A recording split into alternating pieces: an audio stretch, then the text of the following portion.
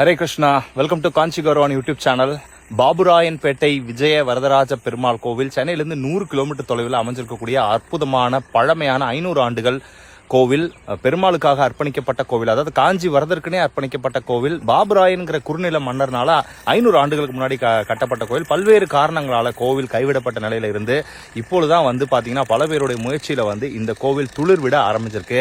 கண்டிப்பா இன்னும் சில ஆண்டுகள்ல இந்த கோவில் பழைய மாதிரி அற்புதமா விஜய வரதராஜர் மக்களுக்கு தரிசனம் கொடுக்க போறாரு. நிச்சயமா அதுக்கான பணிகள் உள்ள நடந்துகிட்டு இருக்கு.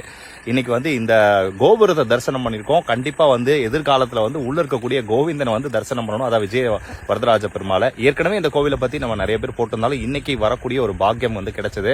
உண்மையிலே இது யார் இந்த கோவிலுக்கு உதவுறாங்களோ பெரிய ஒரு கைங்கரியம். நேரடியா வைகுண்டத்தில் இருக்கக்கூடிய இறைவனையே திருப்தி பண்ணும். கண்டிப்பா இது ஒரு அருமையான கோவில்.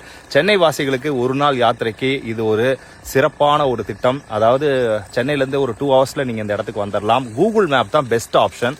ஸோ நீங்க கூகுள் மேப்ல விஜய வரதராஜ பெருமாள் கோவில் பாபுராயன்பேட்டைன்னு போட்டீங்கனாலே வந்துடும். ஸோ யாரையும் நீங்க கேட்க வேண்டியதில்லை. கரெக்டாக அந்த லொகேஷன் இந்த ராஜகோபுரத்துக்கிட்டே கொண்டு சேர்த்துருது.